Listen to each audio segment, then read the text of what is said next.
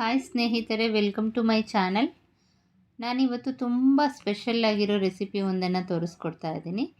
ಅದರ ರುಚಿಯಂತೂ ಖಂಡಿತ ನೀವೆಂದೂ ನೋಡಿರೋದಕ್ಕಿಲ್ಲ. ಅದು ವೈಲ್ಡ್ ಮಶ್ರೂಮ್ ಕರಿ ಅಂತ ಹೇಳ್ಬಿಟ್ಟು. ಅದಕ್ಕಿಂತ ಮುಂಚೆ ಯಾರೆಲ್ಲ ನನ್ನ ಚಾನಲ್ನ ಹೊಸ್ದಾಗಿ ನೋಡ್ತಾ ಇದ್ದೀರಾ, ಪ್ಲೀಸ್ ಸಬ್ಸ್ಕ್ರೈಬ್ ಮಾಡ್ಕೊಳ್ಳಿ. ರೆಸಿಪಿ ಇಷ್ಟ ಆದರೆ ಲೈಕ್, ಶೇರ್, ಕಮೆಂಟ್ ಮಾಡಿ. ಇದು ಖಂಡಿತ ನಿಮಗೆ ಯಾವ ಸ್ಮಾರ್ಟ್ ಬಜಾರಲ್ಲಿ ಅಥವಾ ಮಾರ್ಕೆಟಲ್ಲಿ, ಯಾವ ದೊಡ್ಡ ಮಾರ್ಕೆಟಲ್ಲೂ ಸಿಗೋವಂಥ ವಸ್ತು ಅಲ್ಲ. ಇದು ಪ್ಯೂರ್ ಹಳ್ಳಿ ಅಂದರೆ ವಿಲೇಜಲ್ಲಿ ಸಿಗೋವಂಥ ಅಣಬೆಗಳು, ಮಶ್ರೂಮು. ಇದಕ್ಕೆ ಒಂದು ಸೀಸನ್ ಇರುತ್ತೆ, ಆ ಸೀಸನಲ್ಲಿ ಮಾತ್ರ ಇದು ಬರುತ್ತೆ. ಕೆಲವೊಂದು ಮಳೆಗಾಲದಲ್ಲಿ, ಕೆಲವೊಂದು ಮಳೆಯಲ್ಲಿ ಇದು ಬರುತ್ತೆ. ಅದನ್ನು ನಾವು ಹುಡುಕೊಂಡು ಹೋಗಬೇಕಾಗುತ್ತೆ. 5-6 ಕಿಲೋಮೀಟ್ರು ನೆಲ ತಿರುಗಿದ್ರೆ ಮಾತ್ರ ನಮಗೆ ಸ್ವಲ್ಪ ಮಶ್ರೂಮ್ ಸಿಗೋದಕ್ಕೆ ಸಾಧ್ಯ ಆಗಿರುತ್ತೆ. ಹಳ್ಳಿಯಲ್ಲಿ ಆ ಟೈಮಲ್ಲಂತೂ ಬೆಳಗ್ಗೆ ಎದ್ದ ತಕ್ಷಣ ಮನೆಯಲ್ಲಿ ಗಂಡಸರು ಇದೇ ಕೆಲಸ ಮಾಡ್ತಾರೆ. ಅಣಬೆಯನ್ನು ಹುಡ್ಕೊಂಡು ಹೊಲಗಳಿಗೆ ಹೋಗ್ತಾರೆ, ಬೆಟ್ಟಕ್ಕೆ ಹೊಲಕ್ಕೆಲ್ಲ ಹೋಗ್ತಾರೆ.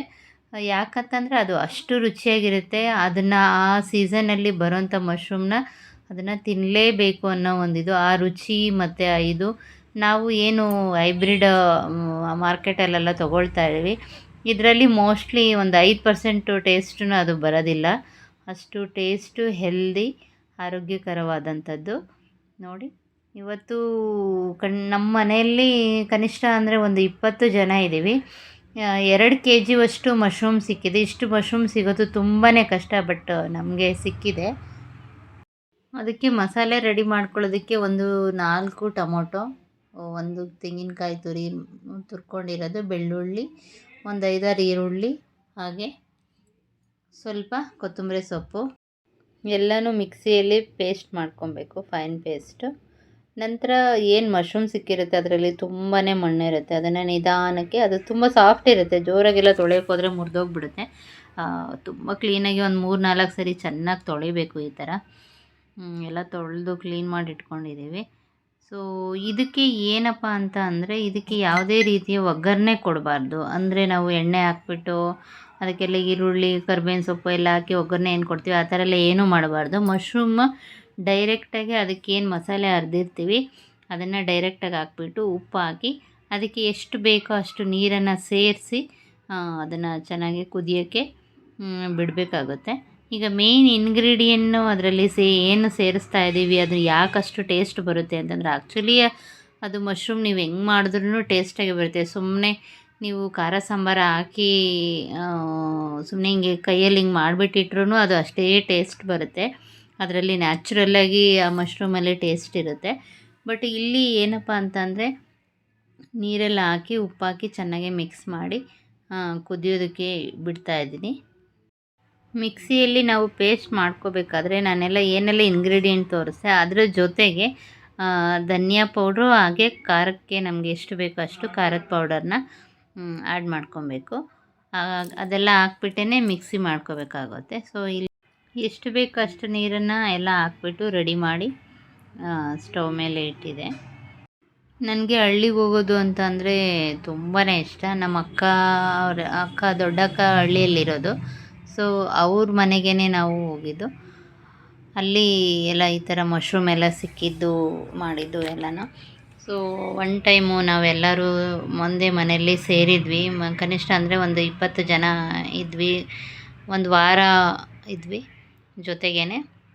ಸೊ ಅಲ್ಲಿ ಒಂದೊಂದು ಫುಡ್ಡನ್ನು ಮಾಡಿ ತುಂಬಾ ಎಂಜಾಯ್ ಮಾಡಿದ್ವಿ. ಯಾಕಂದರೆ ಹಳ್ಳಿಯಲ್ಲಿ ಆ ನೇಚರೇ ಆ ಥರ ಇರುತ್ತೆ. ನೀವು ಏನೇ ಮಾಡಿದ್ರೂ ಅಷ್ಟು ಟೇಸ್ಟಾಗಿರುತ್ತೆ, ಅಷ್ಟು ಆರ್ಗ್ಯಾನಿಕ್ ಆಗಿರುತ್ತೆ, ರುಚಿ ನ್ಯಾಚುರಲ್ಲಾಗೇ ಬರ್ತಾ ಇರುತ್ತೆ. ಅದಕ್ಕೆ ಏನು ತುಂಬ ಮಸಾಲೆಗಳೆಲ್ಲ ಹಾಕಿ ಇನ್ನೇನೋ ಮಾಡಬೇಕು ಅನ್ನೋ ಅಷ್ಟೇನಿರೋದಿಲ್ಲ. ಸೊ ಏನೇ ಅಡುಗೆ ಮಾಡಲಿ ಎಲ್ಲ ನ್ಯಾಚುರಲ್ಲಾಗಿ ಸಿಗುತ್ತೆ ಅಲ್ಲೆಲ್ಲ. ಮನೆ ಹತ್ರನೇ ಎಲ್ಲ ಬೆಳೆಸ್ಬಿಟ್ಟಿರ್ತಾರೆ. ಕೊತ್ತಂಬರಿ ಸೊಪ್ಪಾಗಲಿ, ಪುದೀನ ಆಗಲಿ, ಕರಿಬೇವಿನ ಸೊಪ್ಪಾಗಲಿ ಎಲ್ಲ ಮನೆಯಲ್ಲೇ ಹೊಲದಲ್ಲೇ ಸಿಗ್ತಾ ಇರುತ್ತೆ. ಸೊ ಹೊಲದಲ್ಲಿ ಫ್ರೆಶ್ಶಾಗಿ ಕಟ್ ಮಾಡ್ಕೊಂಡು ಬರೋದು, ಅಡುಗೆ ಮಾಡೋದು, ಅದರಿಂದ ಅದು ಒಂದು ಟೇಸ್ಟು, ರುಚಿ ಅನ್ನೋದು ತುಂಬಾ ಜಾಸ್ತಿ ಆಗುತ್ತೆ. ಇಲ್ಲಿ ಸಾರು ಕುದಿಯೋದಕ್ಕೆ ಸ್ಟಾರ್ಟ್ ಆಗಿದೆ. ಮೋಸ್ಟ್ಲಿ ಈ ಏರಿಯಾ ಎಲ್ಲನೂ ಚೆನ್ನಾಗಿ ಸ್ಮೆಲ್ ಬರ್ತಾಯಿದೆ. ಇದು ಸ್ವಲ್ಪ ಕುದ್ದ ನಂತರ ಈಗ ನೋಡಿ ಕುದೀತಾ ಇದೆ, ಉಕ್ಕು ಬರ್ತಾ ಇದೆ. ಈ ಥರ ಉಕ್ಕು ಬರೋದು ಯಾಕೆ ಅಂತಂದರೆ ಸ್ವಲ್ಪ ಉಪ್ಪು ಕಡಿಮೆ ಆಗಿರುತ್ತೆ ಅಂತ ಸಾರಿಗೆ. ಸೊ ನೋಡಿಕೊಂಡು ಹಾಕಬೇಕಾಗುತ್ತೆ. ಅದು ಹಾಕಿದ್ರೆ ಈ ಥರ ಉಕ್ಕೆಲ್ಲ ಬರೋದಿಲ್ಲ. ಸೊ ಚೆನ್ನಾಗಿ ಕುದಿಯೋದಕ್ಕೆ ಬಿಡಬೇಕು. ಯಾಕಂದರೆ ಮಶ್ರೂಮ್ ಅದು ಸಾಫ್ಟಾಗೇ ಇರುತ್ತೆ, ಬಟ್ ಅದು ಏನು ಉಪ್ಪು ಖಾರ ಎಲ್ಲ ತೊಗೊಳೋದಕ್ಕೆ ತುಂಬ ಟೈಮ್ ಹಿಡಿಯುತ್ತೆ. ಈಗ ನಾವು ಒಗ್ಗರಣೆಗೆ ರಿಫೈನ್ಡ್ ಹಾಕಿರಲಿಲ್ಲ. ಇಲ್ಲಿ ಸುಮ್ಮನೆ ಕುದಿಬೇಕಾದ್ರೆ ರಿಫೈಂಡನ್ನು ಹಾಕಬೇಕಾಗುತ್ತೆ. ಒಂದು 3 ಟೇಬಲ್ ಸ್ಪೂನ್ ರಿಫೈಂಡನ್ನ ನಾನಿಲ್ಲಿ ಹಾಕ್ತಾಯಿದ್ದೀನಿ. ಸೊ ಈ ಥರ ಹಾಕೋದ್ರಿಂದ ಇದು ಒಂದು ಟಿಪ್ಸ್ ಅಂತಲೇ ಹೇಳ್ಬೋದು, ಒಂದು ವೇ ಆಫ್ ಕುಕಿಂಗ್ ಅಂತಲೇ ಹೇಳ್ಬೋದು.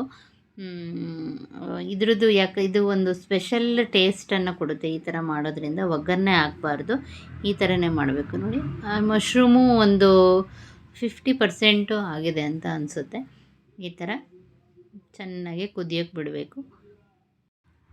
ಇದು ನಾಟಿ ಸ್ಟೈಲಲ್ಲೇ ಮಾಡ್ತಾ ಇರೋದು. ಇಲ್ಲಿ ನೋಡಿ, ಈಗ ಇಷ್ಟು 2 kg ಮಶ್ರೂಮ್ಗೆ ಕನಿಷ್ಠ ಅಂದ್ರೂ 1-1.5 ಲೀಟ್ರ್ ಹಸಿ ಹಾಲನ್ನು ಹಾಕಬೇಕಾಗುತ್ತೆ. ಈಗ ಅಕ್ಕನ ಮನೆಯಲ್ಲಿ ಹಸು ಹಾಲು ಕೊಡುತ್ತೆ. ಇದು ಯಾವ ಪಾಕೆಟ್ ಹಾಲಲ್ಲ, ಇದು ಮೇಯ್ನ್ ಇಂಗ್ರೀಡಿಯೆಂಟು ಹಾಲು ಹಾಕೋದು. ಆ್ಯಕ್ಚುಲಿ ತುಂಬ ಜನಕ್ಕೆ ಇದು ಗೊತ್ತಿರೋದಿಲ್ಲ. ಇದು ಯಾವುದೇ ಈ ಹೊಸ್ದಾಗಿ ಬಂದಿರೋ ರೆಸಿಪಿ ಅಲ್ಲ. ಇದು ಅಜ್ಜಿ ಮುತ್ತಜ್ಜಿ ಕಾಲದಿಂದಲೂ ನಾವು ಮಾಡ್ತಾ ಇರೋವಂಥ ಒಂದು ರೆಸಿಪಿ. ಇದೇ ಥರನೇ ಮಾಡೋದು. ಈ ಥರ ಮಾಡಿದ್ರೆ ಒಂದು ಒಳ್ಳೆ ಟೇಸ್ಟ್ ಬರುತ್ತೆ. ಈಗ ಅಕ್ಕ ಉಪ್ಪು ಮೆಣಸಿನ್ಕಾಯಲ್ಲೇ ಅದಕ್ಕೆ ನೀವುಳಿಸ್ತಾ ಇದ್ದಾರೆ, ಯಾಕಂತಂದರೆ ಕಣ್ಣಾಗಿರುತ್ತೆ ಅಂತ ಹೇಳ್ಬಿಟ್ಟು. ಇದು ಒಂದು ಹಳ್ಳಿಯ ಆಚಾರನೇ. ಇದು ಮುಂಚೆಯಿಂದನೇ ಈ ಥರ ಎಲ್ಲ ಮಾಡ್ತಾರೆ, ಎಲ್ಲ ನೋಡಿರ್ತಾರೆ. ತುಂಬ ಇಷ್ಟವಾದ ಊಟ ಆಗಿರೋದ್ರಿಂದ, ಯಾವುದು ತುಂಬ ಇಷ್ಟವಾದ ಊಟನ ನಾವು ಅಡುಗೆನ ಮಾಡ್ತೀವಿ.